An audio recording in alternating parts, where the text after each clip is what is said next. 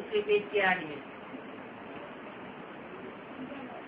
मध्याह्न में बात कर रही थी। विलायत में तो छोटे बड़े सबको सिखाते रहते हैं कि बंदूक हाथ में दे दो, और तुम्हारे हाथ में तो कुछ भी नहीं है, परंतु तुम्हारी लड़ाई वंडरफुल है। स्कूल हाथ में तो कोई स्कूल हथियार नहीं है, लेकिन बुद्धि रूपी हाथ में हमेशा हथियार रहता है। कौन सा हथियार रहता है? और किससे लड़ाई लड़ने के लिए? 5 विकारों से लड़ाई है। तो 5 विकारों से लड़ाई लड़ने के लिए बुद्धि हाथ में हथियार हमेशा बना रहता है।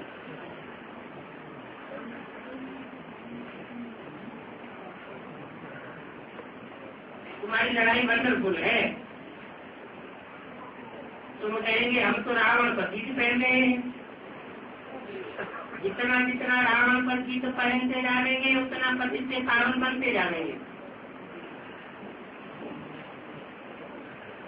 राम राज्य में कोई पतित नहीं होता, और रावण राज्य में सब पतित ही होते हैं।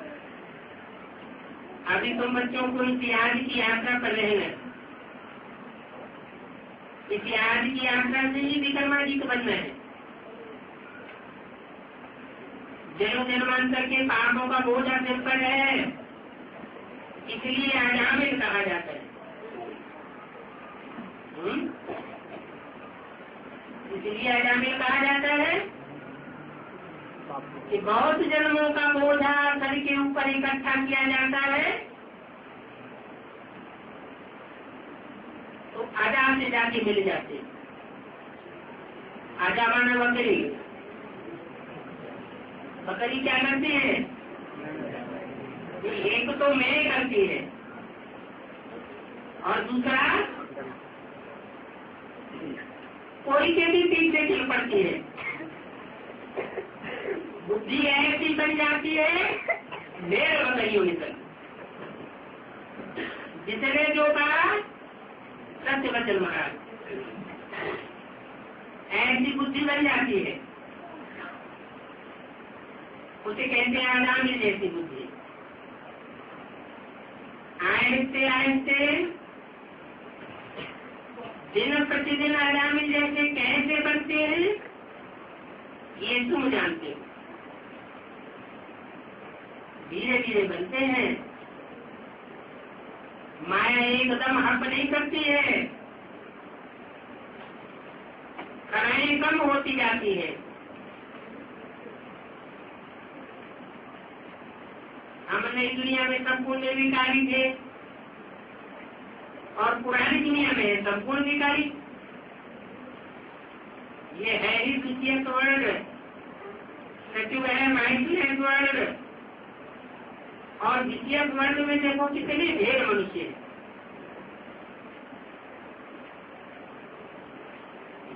रात पूरी हो फिर दिन होता है, और रात और दिन के बीच का ये है संगम युग। इसकी महिमा कोई भी जानते नहीं है। गीता कोई द्वापर में ले गए कि द्वापर के अंत में कृष्ण ने गीता सुनाई। संगम का तो किसी को पता नहीं है, जानते ही नहीं है कि नई दुनिया को रचने वाला कौन है।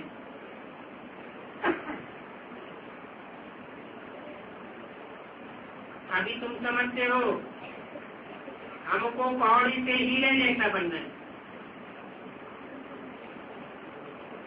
बने नहीं है। अभी बनना है। किसको बनना है? हमें माना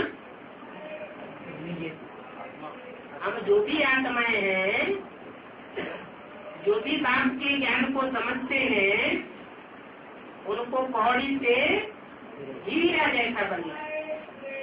आत्मा हीरा बनती है, आत्मा कौड़ी बनती है। ये कैसे बनती है? कौड़ी को याद करती है, घड़ी घड़ी कौड़ी याद आती है तो कौड़ी मिसल बन पड़ी, अंत में चौकते हो जाती है। और घड़ी घड़ी हीरा याद आता है तो अंत में गति हो जाती है। क्या गति हो जाती है?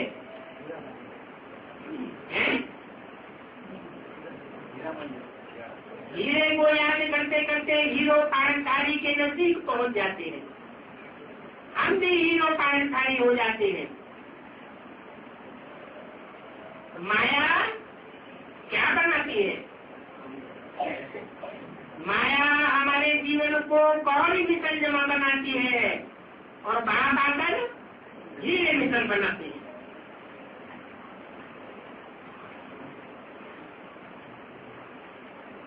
ऐसा हीरे मिसल बाप दादा की सिवाय कोई बना ही नहीं सकता। इसको कहा जाता है रूहानी बाप का रूहानी ज्ञान। वो सब है जिस्मानी ज्ञान जो मनुष्यों को सिखाते रहते हैं। कहेंगे फलाना महात्मा आया, देह का नाम लिया जाता है और यहाँ तो सिखाने वाला देहधारी है ही नहीं। देहधारी बना, देह में आसक्ति रखने वाला नहीं है जो हमको पढ़ाता है। हमको कौन सी सोच पढ़ाती है? ये हमेशा बुद्धि में याद रखना चाहिए कि हमको न ब्रह्मा पढ़ाते हैं, न विष्णु पढ़ाते हैं और न शंकर पढ़ाने वाला है। पढ़ाने वाला कौन है? बाप पढ़ाने वाला। बल शिव शंकर को मिला के एक कर दिए।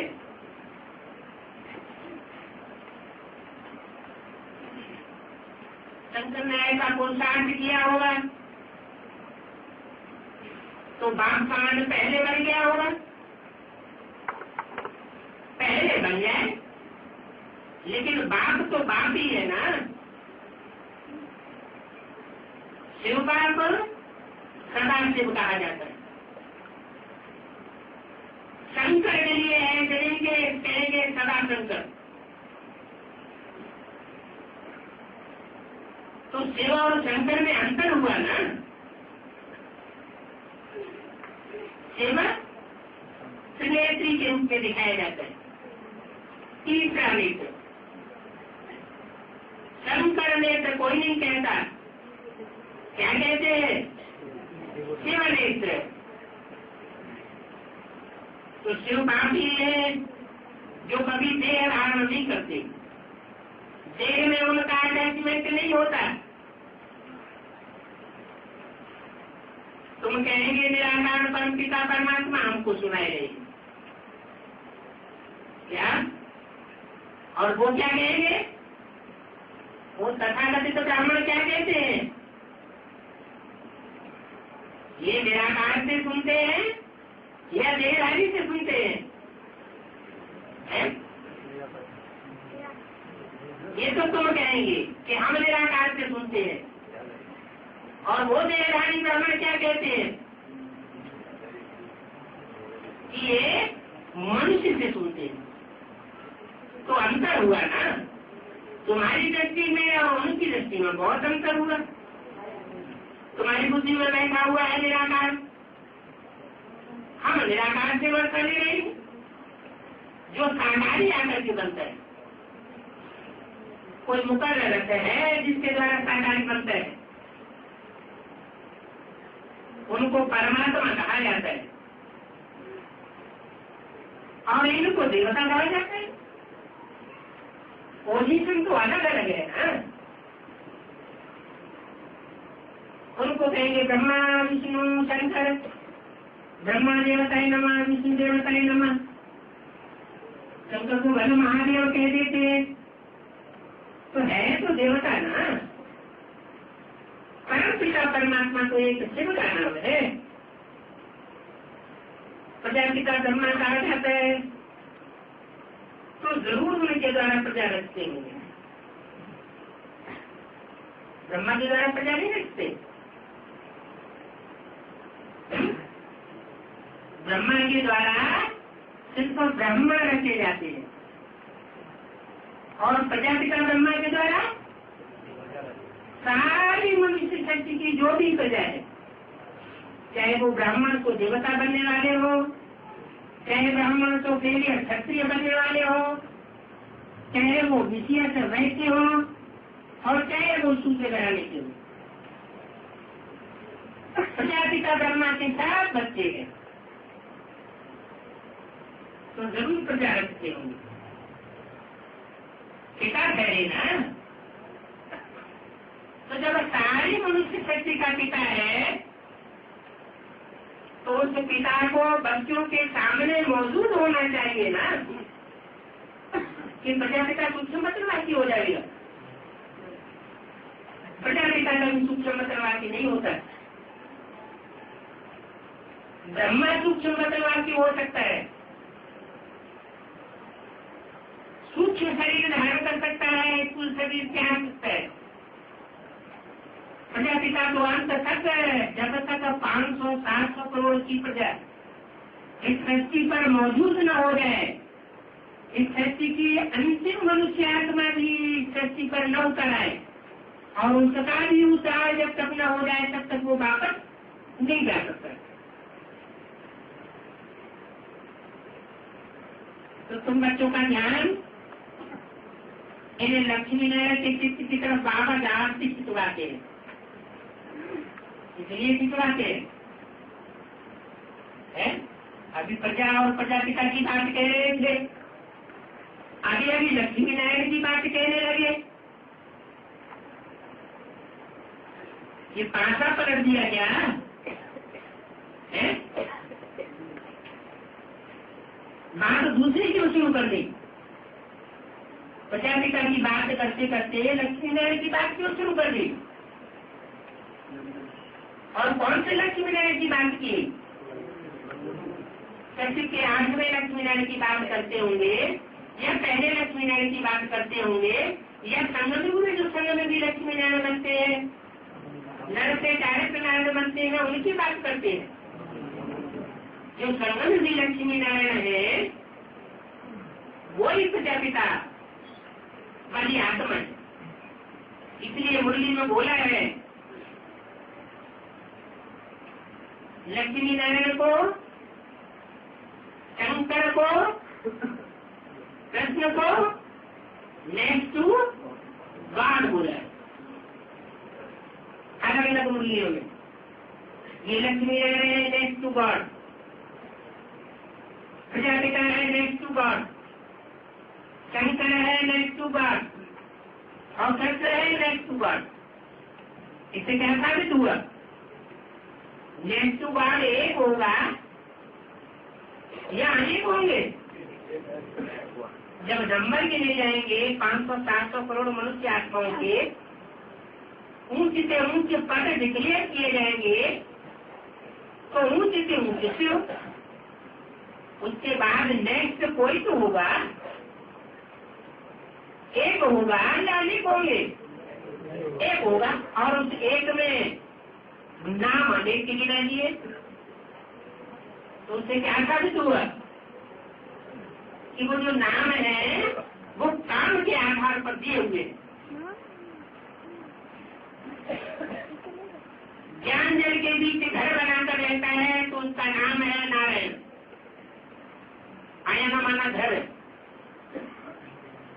नर माना मनुष्य। कैसा मनुष्य? जो ज्ञान जल के अंदर घर बनाकर रहता है, जहाँ कहीं भी जाएगा, जहाँ कहीं भी रहेगा, जो भी कार्य करेगा ज्ञान जल के अंदर करेगा तो उसका नाम हुआ नारायण। और next to God is Krishna. कौन सा कृष्ण?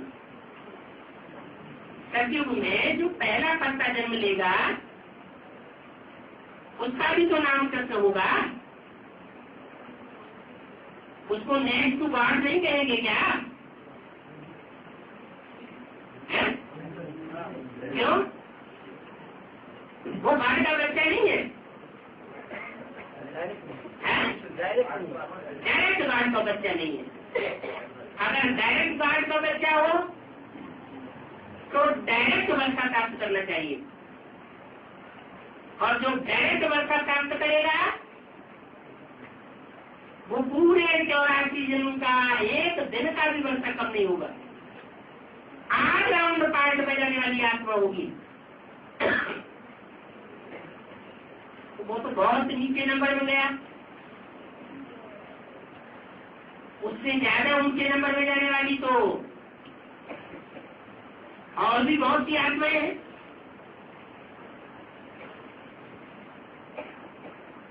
तो कहने का मतलब ये हुआ, नेक्स्ट टू गॉड कृष्ण को कहे, लेकिन काम के आधार पर कहेंगे। क्या काम किया? सचिव का कृष्ण तो ऐसा कोई काम नहीं करता जो इसका काम के आधार पर शास्त्रों में कृष्ण नाम पड़ा हो। कृष्ण कहा जाता है आकर्षण करने वाले को,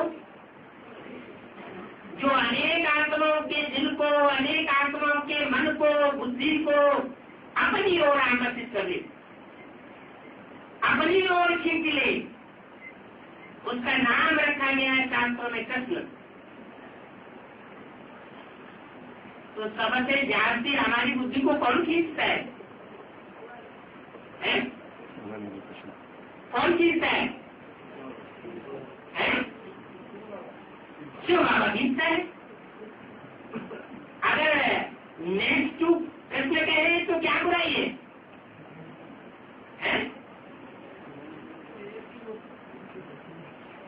जिसको हम बाबा कहते हैं वो बाबा सिर्फ बिंदु नहीं है, वो बिंदु प्लस साकार शरीरधारी है। तो जिस साकार शरीर के द्वारा आकर्षित करते हैं हमारी मन बुद्धि को, उसका नाम भी कृष्ण डाल दिए। बाकी ऐसे नहीं है कि वो नेक्स्ट टू कृष्ण गीता का भगवान है। गीता का भगवान है या गीता माता से भी वर्षा लेने वाला है? वर्षा लेने वाला। माता गुरु बगैर कोई का उद्धार हो न सके। कोई भी आत्मा ऐसी नहीं है, मनुष्य आत्मा, जो माता के बगैर उद्धार पा सके। बगैर माता के स्वर्ग के गेट में जा सके। इसलिए गेट का उद्घाटन किसके द्वारा कराते हैं? ब्रह्मा द्वारा। ब्रह्मा तो अनेक है, अनेकों के नाम ब्रह्मा है। बाबा तो कहते हैं जिसमें शरीर में भी प्रवेश करूंगा उसका नाम ब्रह्मा रखना पड़े। लेकिन स्वर्ग का गेट उद्घाटन करने का अधिकारी ब्रह्मा कौन सा हुआ? यज्ञ के आदि में भी तो कोई माता ने प्रवेश किया था, वो भी तो आदि ब्रह्मा हुआ। क्या उसके द्वारा स्वर्ग के गेट का उद्घाटन हुआ? हुआ या नहीं हुआ? हुआ? नहीं हुआ? अगर हुआ भी तो सैंपल के बतौर हुआ, शो के रूप में हुआ। जैसे अजमेर में स्वर्ग का मॉडल बना करके रखते हैं, वो भक्ति मार्ग का मॉडल था। यज्ञ के आदि में कराची में ऐसा मॉडल तैयार किया गया था, लेकिन वो सदाकाल का नहीं था, एक सैंपल मात्र था। ऐसी कटोपटान आत्माएं वहां नहीं पड़ी थी जिनकी बुद्धि एक बाप की तरफ लगी हुई थी, ब्रह्मा बाबा की तरफ बुद्धि लगी हुई थी, और कोई की तरफ बुद्धि नहीं जाती थी। एक शिव बाबा, दूसरा न कोई। जब कोई की तरफ बुद्धि जाती ही नहीं थी कोई को देखते ही नहीं थे, तो दिल किससे लगा देंगे? तो वो हुआ स्वर्ग का मॉडल। लेकिन मॉडल हुआ, असली नहीं हुआ। अभी अंत में जो आदि में छोटे रूप में था, वो अंत में बड़े रूप में दिखाई पड़ेगा। वही आदि माता अंत में फिर निमित्त बनती है स्वर्ग का गेट उद्घाटन करने के। आदि में क्यों नहीं हुआ? आज में संपन्न स्टेज में स्वर्ग का गेट का उद्घाटन क्यों नहीं हुआ? क्या भूल हो गई?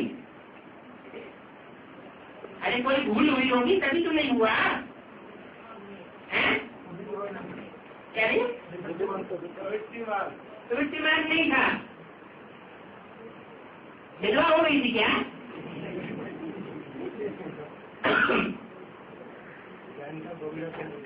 गीता का भगवान प्रैक्टिकल में जो होना चाहिए साकार रूप में, वो बुद्धि में नहीं था।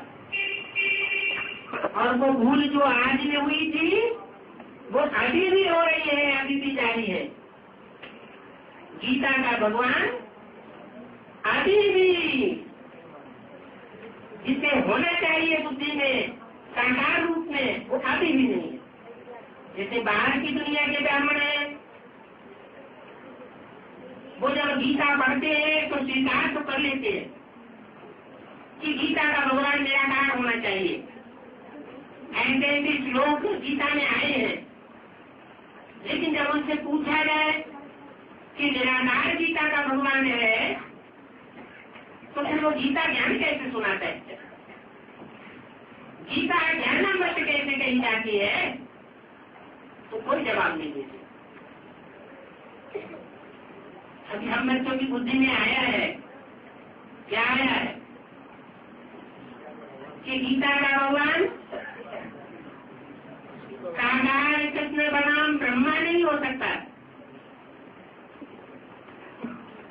ब्रह्मा ने जो साकार रूप में पाठ बजाया, वो गीता का भगवान का पाठ नहीं था।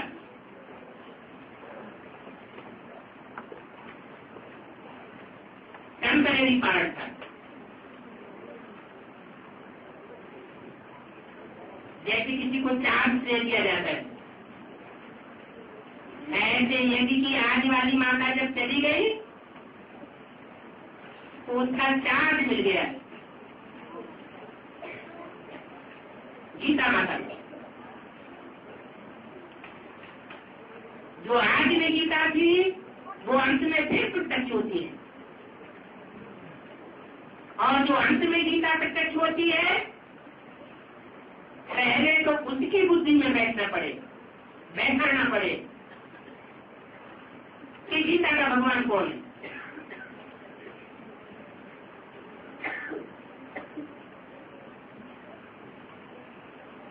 और जिस आज गीता जो दोबारा जन्म लेकर के गीता माता का टाइटल लेती है,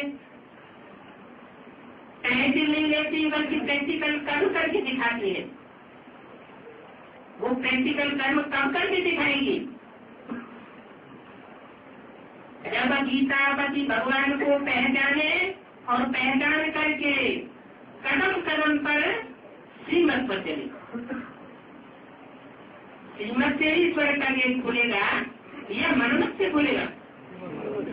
श्रीमत से ही स्वर्ग का गेट खुलना। कोई भी मनुष्य मात्र की मनमत से स्वर्ग का गेट नहीं खुल सकता। बल माता को ही निमित्त बनना है। माता गुरु बिगड़ उद्धार नहीं होगा। लेकिन माता साकारी होती है या निराकारी होती है? साकारी होती है। जब माता साकार शरीर का रूप है, तो उसमें आत्मा के रूप में कार्य करने वाली आत्मा कौन है?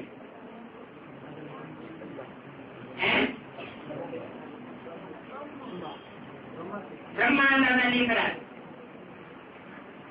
एक है आत्मा और दूसरा है शरीर। शरीरधारी आत्मा।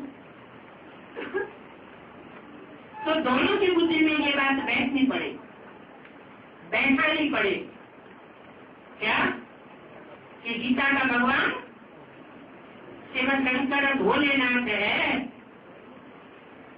और कोई मनुष्य मात्र नहीं है। जब तक ये पहली हल नहीं होती है तब तक कोई सुधार नहीं हो सकता। द्वापर के आदि में एकदम शुरुआत में संस्कृत वाली जो गीता है मनुष्यों की लिखी हुई, उसमें भी साकार सत्य का नाम नहीं था। ऐसे कि हमारे ब्राह्मणों की दुनिया में भी शूटिंग हुई। पहले मूल्यों में सिर्फ लिखा जाता था शिव बाबा याद है, और बाद में जब मम्मा शरीर छोड़ने लगी थी तो उस समय मम्मा की नामौजूदगी में ये लिखा जाने लगा शिव बाबा याद है से पहले पिताश्री का नाम जोड़ दिया गया। पिताश्री अर्थात ब्रह्मा, माना ब्रह्मा ही शिव बाबा हो गया। तो जो हम ब्राह्मणों की दुनिया में शूटिंग होती है वही भक्ति मार्ग में शूटिंग हो जाती है। इसीलिए मुरली में बोला है आज में शास्त्रों में सच्चाई थी द्वापर के आदमी, और बाद में जब इंटरप्रिटेशन हुए शास्त्रों के तो गीता झूठी हो गई। कृष्ण की उपासना करने वाले साकार पुजारियों ने उसमें गीता ने कृष्ण का नाम डाल दिया। गीता तो भगवानवादी लिख दिया। वो गलती हम ब्राह्मणों की दुनिया में भी अभी हो रही है, बेसिक नॉलेज में भी हो रही थी, एडवांस नॉलेज में भी हो रही है।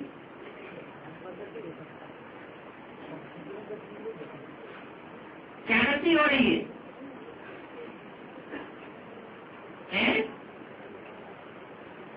अरे बुद्धि में बार बार याद किसकी आनी चाहिए?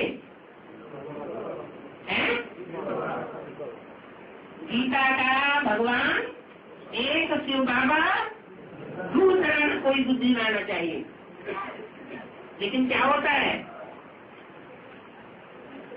एक ही जगह दो याद आते हैं, एक ही याद आता है, दो भी याद आते हैं।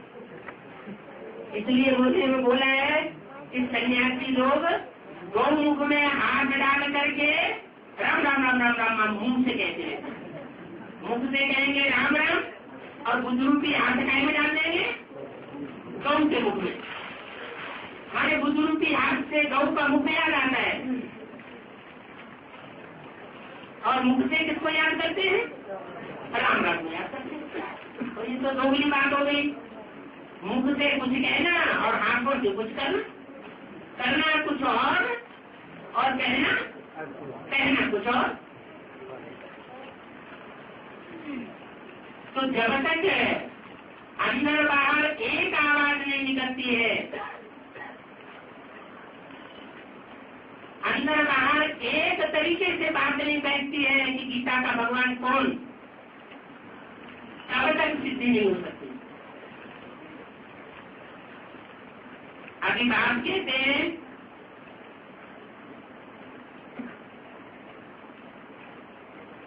कि बैज बनाओ, त्रिमूर्ति का बैज बनाओ और दूसरी तरफ उसमें लक्ष्मी नारायण का चित्र छपाओ। उन तथाकथित ब्राह्मणों ने तो फटाफट छपा दिए, फटाफट बना लिए। प्लास्टिक के चित्र पहली बार तैयार हुए, लाखों की तादाद में बन गए। छोटा सा बैग होता था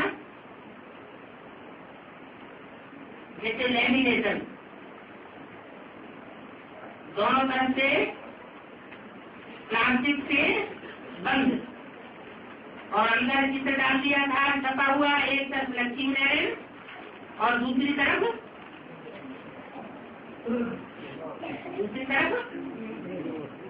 त्रिमूर्ति। देखो जड़ चित्र बनाया था,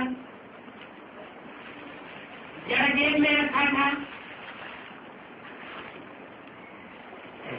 तो जड़ बुद्धि पाकिट में रखने से कुछ होगा नहीं। ये है बुद्धि पाकिट। कोई को भी हम समझाने जा रहे हैं तो बुद्धि पाकिट में से वो बैग निकाल लें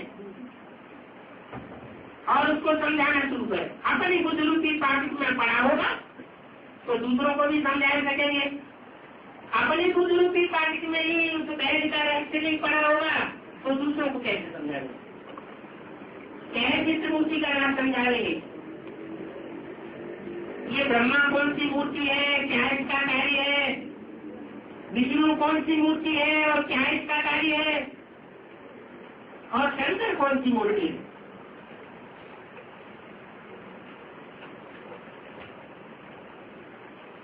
और दूसरी ओर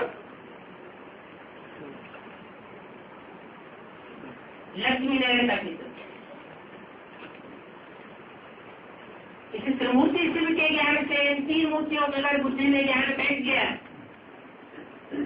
तो हमारा जीवन नर से नारायण, नारायण से लक्ष्मी जैसा बन सकता है। ये लक्ष्य हम प्राप्त कर सकते हैं। इसलिए बाबा भी ये कहते जो करवा रहे हैं, कोई को भी समझाने में बहुत सहज बुद्धि हो सकती है। बुद्धि में रहना है। हमने 84 जन्म पूरे किए क्या? ये त्रिमूर्ति का चित्र है, ये लक्ष्मी नारायण की बात है, ये गीता की भगवान की बात है। इनकी बुद्धि में पहले बैठेगी। जिन्होंने कम जन्म लिए होंगे उनकी बुद्धि में बैठेगी, या जिन्होंने पूरे 84 जन्म लिए होंगे उनकी बुद्धि में बैठेगी। जिन्होंने पूरे 84 जन्म लिए होंगे, 1, 2, 4 वर्ष भी कम नहीं, उनकी बुद्धि में पहले बैठेगी। तो बुद्धि में रहना चाहिए। हमने 84 जन्म पूरे किए, सर्वप्रधान से सतोप्रधान हमको बनना है। ज्ञान और भक्ति में राम नहीं कर सकते। क्या बन गए लाते सर? ज्ञान माना जानकारी सच्चाई की, और भक्ति माना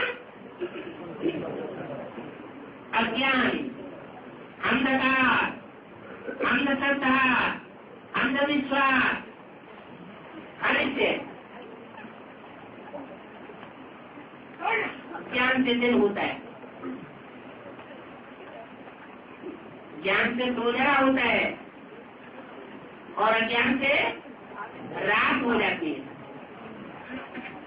ये तो सब कहने करते हैं ब्रह्मा का दिन और ब्रह्मा की रात। अभी क्या चल रही है?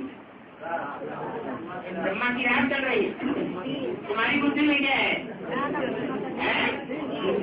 ब्रह्मा का दिन हो गया। अच्छा, अगर ब्रह्मा का दिन हो गया तो तुम्हारी ब्रह्मा अंधेरे में है या उजाले में है?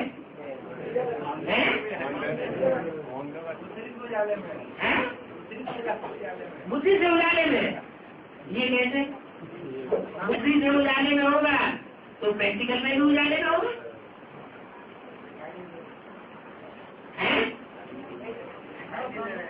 अरे ब्रह्मा कौन होता है?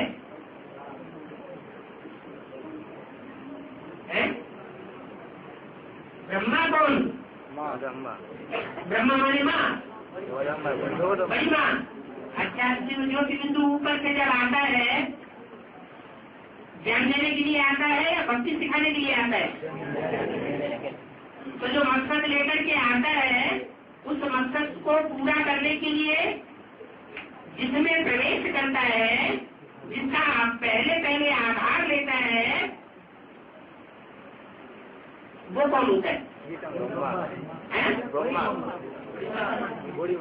वो बड़ी माँ होता है। शिव ऊपर से आता है तो आकर के ज्ञान का फाउंडेशन डालने के लिए आता है या भक्ति का फाउंडेशन डालने के लिए आता है? ज्ञान का फाउंडेशन डालने के लिए आता है। तो जब ज्ञान का फाउंडेशन डालने के लिए आता है तो ज्ञान का फाउंडेशन डालने के लिए किस में प्रवेश करता है? माता में।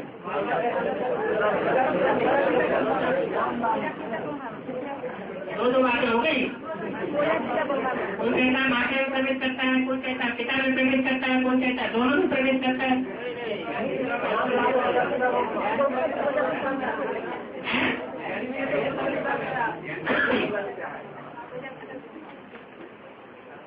ज्ञान, भक्ति और वैराग्य तीनों की त्रिवेणी बहती है, जहाँ से उस स्थान का नाम क्या है?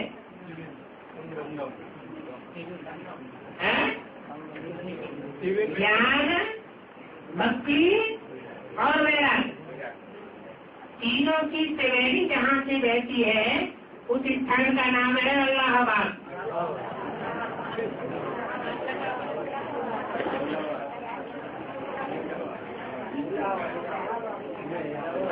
ला इलाहा इल्लल्लाह, मुसलमान अल्लाह भी कहते हैं, अल्लाह भी कहते हैं। जिसको अल्लाह समझना है कि अल्लाह कहते, अल्लाह। तो त्रिवेणी बहती है अल्लाहाबाद से।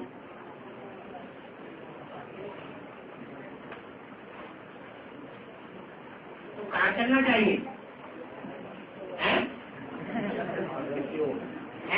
सागर की ओर चलना चाहिए। त्रिवेणी अल्लाहाबाद से बहती है और चलना चाहिए सागर की ओर। वो तीनों नदियां मिलकर के सागर में बाद में जाती है, लेकिन जहाँ से मिलती है वहाँ से नाम क्या पड़ता है? इलाहाबाद ना। तो यज्ञ के राज में भी ब्रह्मा, विष्णु, शंकर, ये भी तो तीनों ज्ञान की नदियां हैं या नहीं है? सूक्ष्म रूप में नहीं, ये भी ज्ञान की नदियां हैं। उनका जो स्थूल रूप है वो प्रैक्टिकल चैतन्य रूप में नदियां है, बाद में तैयार होती है, संसार में प्रत्यक्ष होती है। तो उस समय भी तो अल्लाहाबाद हुआ ना। इसलिए कुंडूबाई कहते हैं चलो सागर के किनारे। लेकिन उस समय प्रत्यक्षता तो हुई नहीं। न ब्रह्मा की बुद्धि में प्रत्यक्षता हुई, न विष्णु की बुद्धि में प्रत्यक्षता हुई और न शंकर की बुद्धि में प्रत्यक्षता हुई। प्रत्यक्षता वर्ष कब मनाया गया? 76। तो 76 जब प्रत्यक्षता वर्ष मनाया गया तो जरूर उस प्रत्यक्षता वर्ष में ही तीनों मूर्तियों की बुद्धि में ये बात बैठती है। कोई की बुद्धि में अंशकाल के लिए, अल्पकाल के लिए बैठती है, और कोई की बुद्धि में नंबरवार बैठती है, और कोई की बुद्धि में सदाकाल के लिए बैठती है। सदाकाल उस मूर्ति की बुद्धि में बैठती है जिसमें सदा शिव सदा के लिए मुकर्रर रूप से प्रवेश करता है।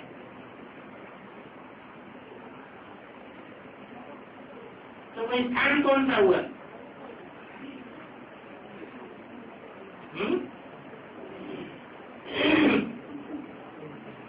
वो स्थान कौन सा हुआ?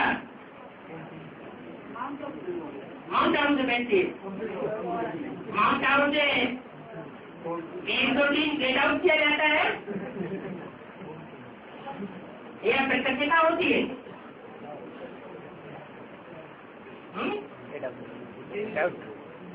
प्रत्यक्षता होती है। कलकत्ता से प्रत्यक्षता होती है। कोई तो सही हो जाएगा।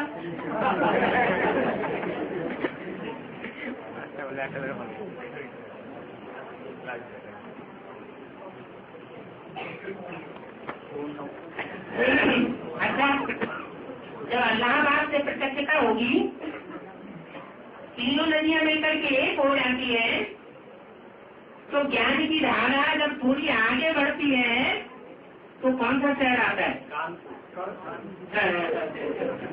ज्ञान की धारा आगे बढ़ती है, पीछे नहीं हटती है। जब कानपुर जाते हैं सुनते सुनते, तो बाद में इलाहाबाद आता है। इलाहाबाद के बाद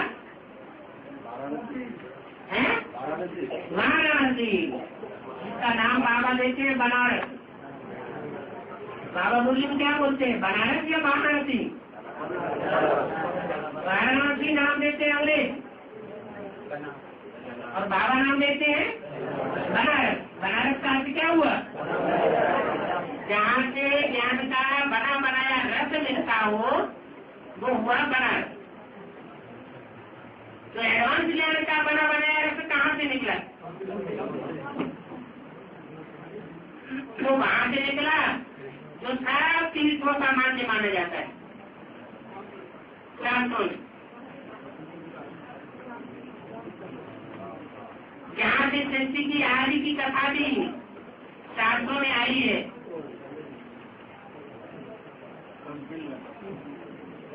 राजा उत्तानपाद के 2 रानियां थी, सुरुचि और सुनीति। राजा ध्रुव की कथा शुरू होती है। ध्रुव नाम से पढ़ते हैं 2 शब्द और, द्रुपद और द्रौपदी। द्रौपदी अर्थात ध्रुव पद पाने वाली। दुनिया कितना भी हिलाए डुलाए, रावण संपटाए नैया को कितना भी हिलावे अथवा डुलावे, लेकिन नैया डूब नहीं सकती।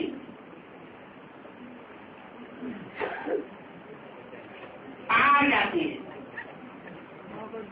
जो पद उसे पाना है वो ध्रुव पद है, इसलिए नाम पड़ा ध्रुवपदी। द्रौपदी से बिगड़ करके हो गया द्रौपदी।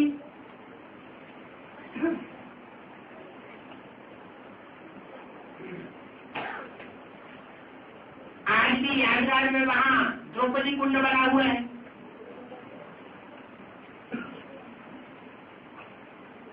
बहुत बड़ा द्रौपदी कुंड बनाया हुआ है। इतना बड़ा कुंड बनाया तो उसमें सामग्री कितनी स्वाहा होती होगी। नहीं तो छोटा सा यज्ञ कुंड बनाया जाता है और 10-15-20 ब्राह्मण उसके आसपास बैठते हैं, स्वाहा की आवाज होती है, और वहां तो इतना बड़ा कुंड बनाई दिया। तो क्या स्कूल अग्नि जलाने की बात जो शास्त्रों में आई है वो सही है या योगाग्नि की बात सही है? कोई जरूर योगाग्नि का कुंड है। इस यज्ञ कुंड में आत्माओं ने जाकर के अपना तन, अपना मन और अपने धन को स्वाहा किया। कम से कम 7 दिन के लिए स्वाहा किया। 7 दिन की भर्ती होती है ना, तो तन भी लगाया जाता है, धन भी लगाया जाता है, मन भी लगाया जाता है और समय भी लगाया जाता है। संपर्की और संबंधियों की बाजी भी लगाई जाती है, क्योंकि जो संपर्क में आने वाले हैं, लौकिक दुनिया के संबंध में आने वाले हैं, उनको छोड़ करके आना होता है।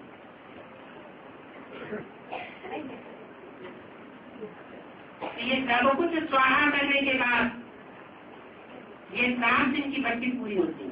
7 दिन की रह 9 दिन की रह।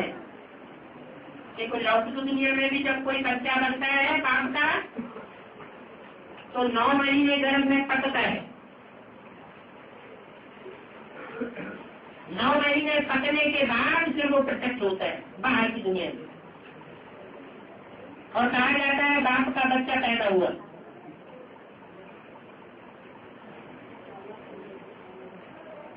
वो है हद की बात, वो है हद का गर्भ। और यहाँ है ज्ञान का गर्भ। यहाँ तो सूक्ष्म बातें हैं, गर्भ का टाइम भी यहाँ छोटा सा है जो आधी जन्म का फाउंडेशन डालने वाला, वो तो एक जन्म का फाउंडेशन डालने वाला गर्भ होता है साकार दुनिया में, और ये है 84 जन्मों का फाउंडेशन डालने वाला ज्ञान गर्भ। इस ज्ञान गर्भ से अगर कोई आत्मा पक्की मजबूत होकर के निकलती है, अच्छे संकल्पों से गुजर करके निकलती है, तो उसका पार्ट जरूर ऊंचा होता है। और जो संघर्ष में आ जाती है, 7 दिन बहुत मुश्किल से करते हैं, अथवा छोड़ के बात खड़ी होती है। ऐसी ऐसी बिरहनी आत्माएं भी आती है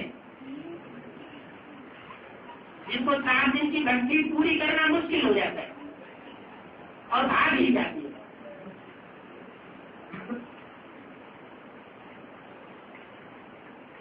कोई बच्चा गर्भ में ही मर पड़ता है, कोई बच्चा गर्भ से बाहर आने के बाद मर पड़ता है, कोई बच्चा ऐसा पैदा होता है जो अंत तक अपना पुरुषार्थ अच्छी रीति करता है, तो वो भक्ति में पता चल जाता है। कहते भी लालने के पांव पालने में पैर मालूम पड़ते हैं। तो भक्ति के ऊपर बहुत ध्यान देने की जरूरत है।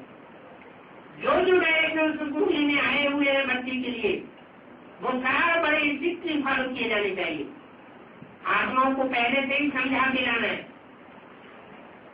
ये माता पिता का घर है। 7 दिन बाहर की दुनिया में बुद्धि नहीं भटकनी चाहिए बिल्कुल।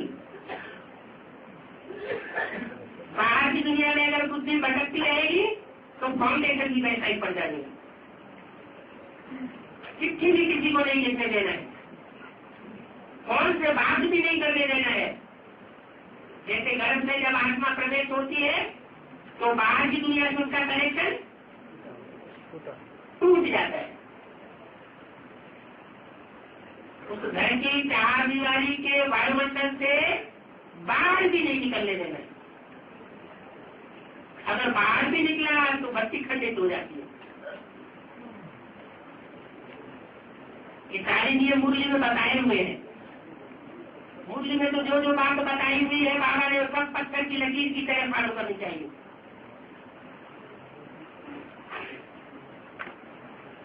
तो तुम बच्चों के इन सब बातों का ज्ञान पैदा हुआ है। ज्ञान से दिल होता है, राम से भक्ति होती है। राम में सारा धक्के खाते रहते हैं। भक्त पुकारते हैं भगवान हमको यहाँ तक इस दुख से छुड़ाओ। क्या क्या करते हैं भक्त? क्या करते हैं? पुकारते रहते हैं। माउंट आबू में क्या करते हैं? आह्वान करके पुकारते हैं, नहीं पुकारते हैं दिलो दिमाग से? पुकारते हैं। अच्छा बाकी बात छोड़ दो, यहाँ कोई पुकारते हैं नहीं पुकारते हैं? बच्चे पुकारते हैं कि आ जाओ, आ जाओ। यहाँ तो पहले गीत ही क्या बजा देंगे, तो भी कृष्ण का गीत बजा देंगे। याद करना है भगवान को, और गीत किसका डालेंगे? करने का नहीं, आ जाओ, बहुत दुख है। तो क्या हुए? बदल हुए या नहीं हुए?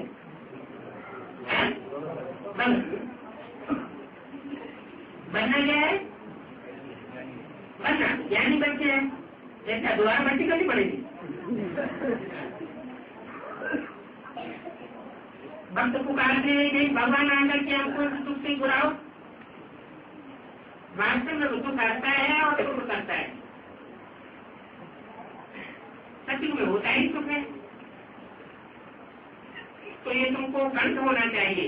अभी तुम जानते हो हम तो सुख सीख के रचयिता भाव और रचना के आत्मजन्य को हम नहीं जानते थे।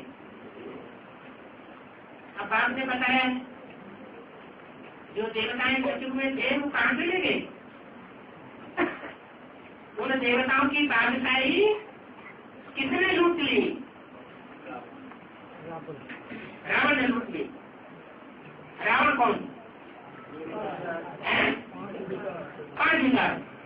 अरे 5 विकार रावण होते हैं, तो रावण का चित्र बनाना चाहिए या नहीं? बनाना चाहिए? नहीं बनाना चाहिए? अरे रावण का चित्र तो बना के रखा गया है, सीढ़ी का चित्र। रावण का चित्र सीढ़ी में बना के रखा गया है। माना इसका चित्र बना के रखा गया है तो कोई चरित्र करने वाला भी होगा ना। अगर चरित्र करने वाला भी कोई है तो कोई प्रैक्टिकल हो, फिर तो उसका नाम रूप भी होगा।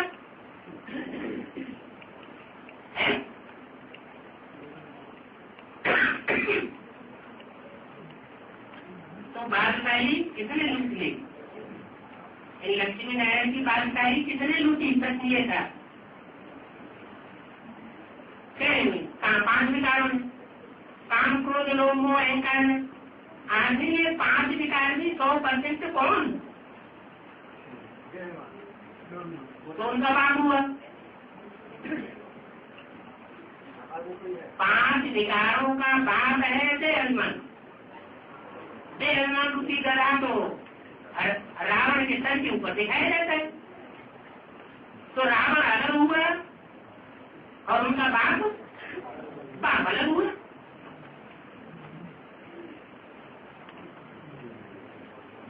अरे बाप से ही तो 5 विकारों की दुनिया आती है और बाप से ही निर्विकारी दुनिया आती है।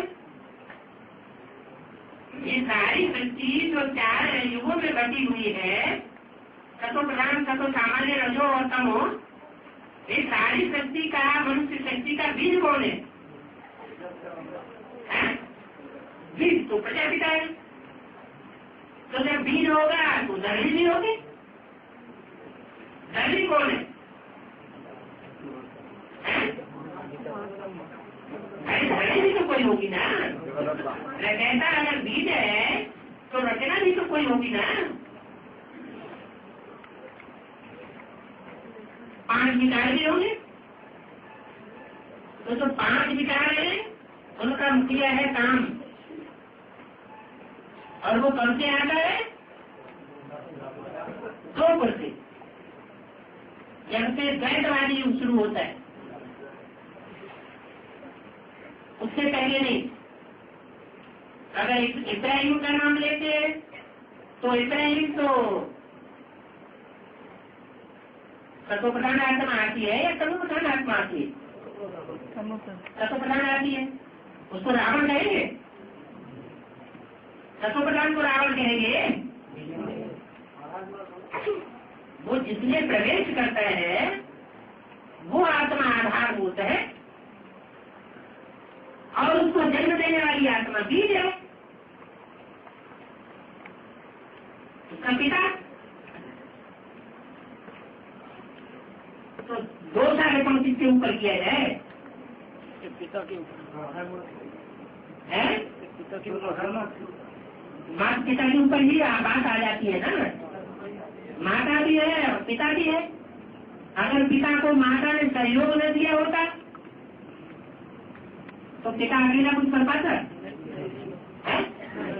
तो पिता कुछ नहीं कर सकता था। तो जो रावण की दुनिया शुरू होती है वो उसका कनेक्शन ब्राह्मणों की दुनिया से है या बाहर की दुनिया से है? बाहर की दुनिया में तो जो आत्माएं आती है वो द्वापर रूप से परम नाम से आती है। उस दुनिया से तो कोई कनेक्शन ही नहीं। फाउंडेशन तो यहाँ ब्राह्मण की दुनिया में डाला जाता है। तो ब्राह्मण की दुनिया में इस समय आधारभूत आत्माएं भी हैं और बीजरूप आत्माएं भी हैं। सारी दुनिया का बीज एक राम बाप है।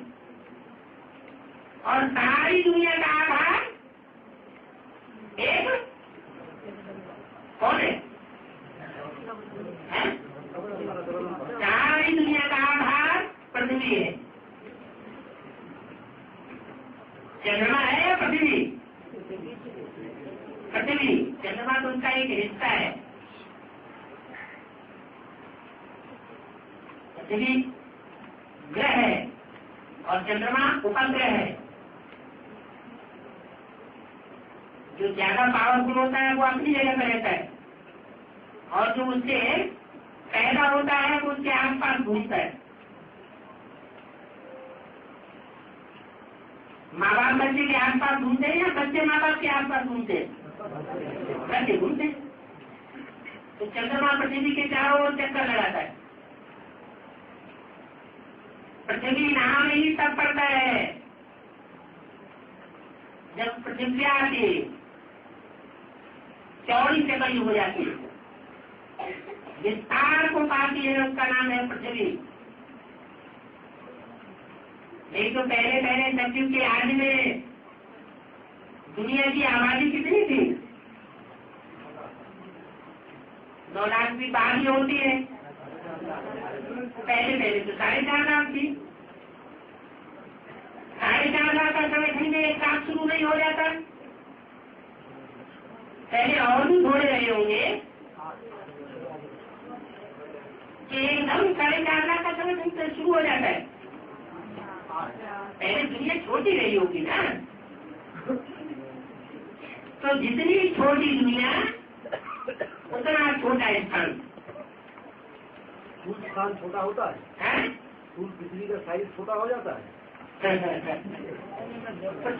पृथ्वी माना आत्मा, जिसको हम पृथ्वी कह रहे हैं, वो शरीर को नाम दे रहे हैं या आत्मा को नाम दे रहे हैं? आत्मा को नाम दे रहे हैं। आत्मा जो है उसके दिल में कहीं न कहीं उन आत्माओं को जगह रहती है। किन आत्माओं के लिए? आग के लिए। और सब दुखदायी है, लेकिन अष्टदेव दुखदायी नहीं होते और सब प्रकृति का पोल्यूशन करते हैं। सिर्फ 8 देवता ऐसे हैं जो प्रकृति का पोल्यूशन नहीं करते। तो जल से दिल को राहत होती है। जो हमको दिल को देता है या दिया होगा, उसके प्रति हमारे मन के अंदर, दिल के अंदर खोज आ सकती है। जिसने हमको कभी दुख दिया ही नहीं, तो खोज क्यों आ रही?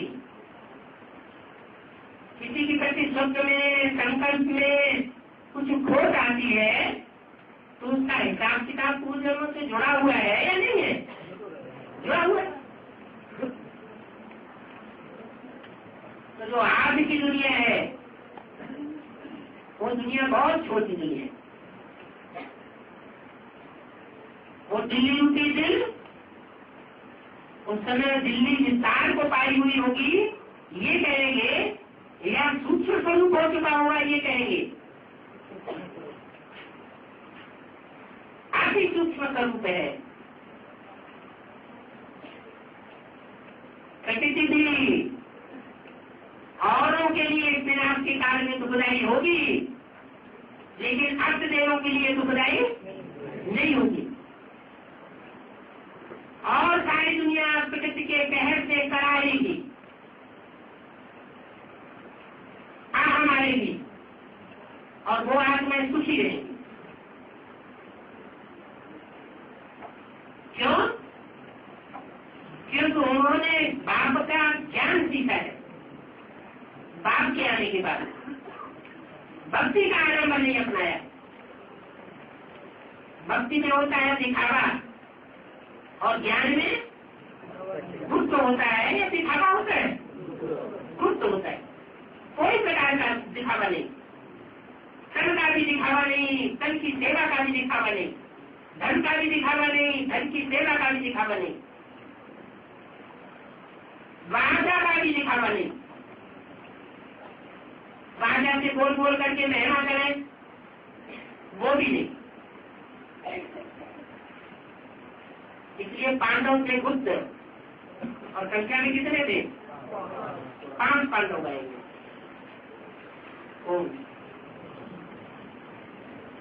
रावण का पिता क्या हुआ? कौन होगा? रावण का बाप रावण का बाप देह अहंकार। देह अहंकार, लेकिन कोई साकार कोई शरीर नहीं होगा। क्यों नहीं होगा? पूरा तो जब रूप दिखाया गया तो प्रजापिता का पूरा आशा की हुआ था। गधा गधा दिखाया गया, गधा नहीं दिखाया गया। गधे की बुद्धि में बाहर बैठती है, नहीं बैठती है। गधे को बार बार नहलाओ धोलाओ, वो फिर क्या करेगा? गधा क्या करेगा? मिट्टी में लौटेगा ना। मिट्टी यहाँ कौन सी है? देहवान की मिट्टी। तो देहवान की मिट्टी में क्या अभी किसी की सोल नहीं लौट रही है? लौट रही है ना। अब तो अगर गधा होगा तो गधे को चलाने वाला कोई होगा ना। गधे को चलाने वाला कौन? अरे सागर में नहीं होगा, कुछ धोबी नहीं होगा। नहीं बाप तो कहते हैं मैं धोबी बन करके आता हूँ।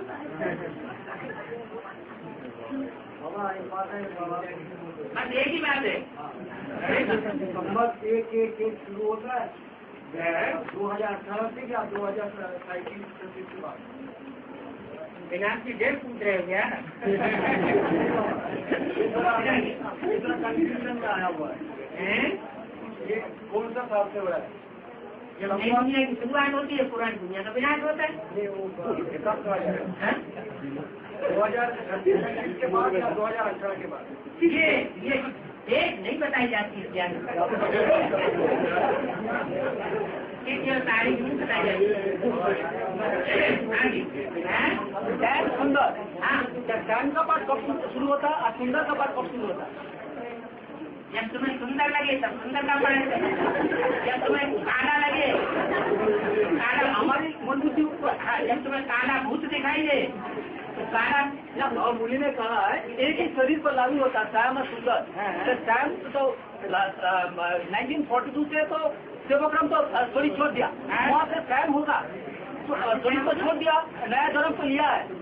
लेकिन नए जन्म के बाद जब पानी सेंटर में ज्ञान में आए उसके बाद तो सुंदर होना चाहिए। हाँ, चाहिए। सुंदर के समाज। हाँ, अगर सुंदर हो जाएगा तो प्रवेश कौन करेगा?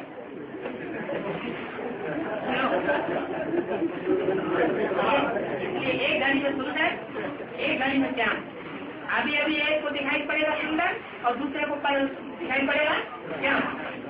ये चर्चा रहता है, ये शूटिंग होती रहती है। हाँ, शाम विचार का बोला जाता है, शाम विचार पीने वाले हैं। हाँ जी। उसमें दिखाया गया शंकर पीता है कि शिव पीता है? सुदामा पीता है। चलो सुधा दिया। उनके शरीर में सांप दिखाया गया, इसका बंदर क्यों दिखाया गया है? बंदर क्यों दिखाया जाएगा? सांप नहीं, बंदर को काम दिखा, काम को योग मानता सब है, सांप पे तो नहीं है।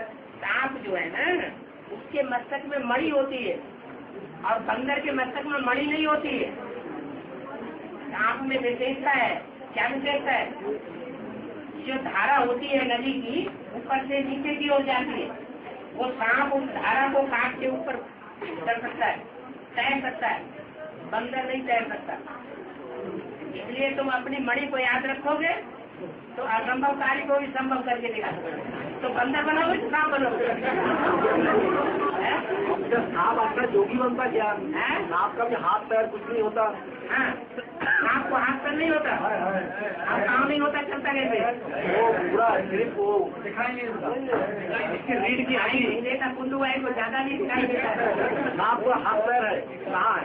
सांप को पैर तो है, को दंड होता है उसका, रीढ़ की हड्डी। अब कुल्लू वाई रीढ़ की हड्डी होती है। सांप का विश्लेषण, सांप की खोज भी कुल्लू वाई ने ज्यादा की है। हाँ बोलो। रीढ़ की हड्डी होती है, वो आगे पीछे मेरा वाला कैसे चलता है। रीढ़ की हड्डी सबको होती है, लेकिन हर एक हाथ होता है। कोई ऐसा जीव जंतु नहीं होता जिसको रीढ़ की हड्डी न हो। रीढ़ की हड्डी के बगैर तो कोई काम ही नहीं हो सकता। उसमें जो नीचे हारी होती है ना, बेड़ी बेड़ी, वो हारियां काम करती है। हाँ, मणके भी ऐसे ऐसे होते हैं, मणके भी तरफते हैं, लेकिन मणकों के नीचे जो धारियां होती हैं वो विशेष जल्दी जल्दी काम करती है।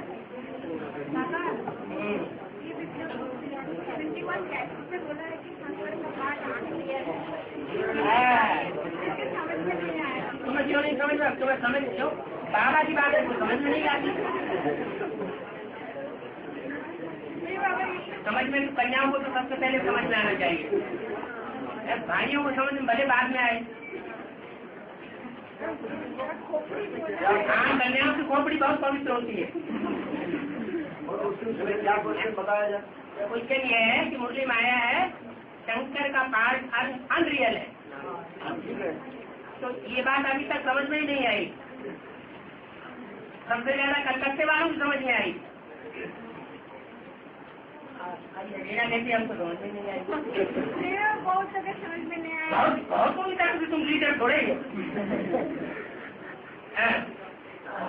क्या नहीं समझ में आई? खोपड़ा तोड़ दो आप लोग।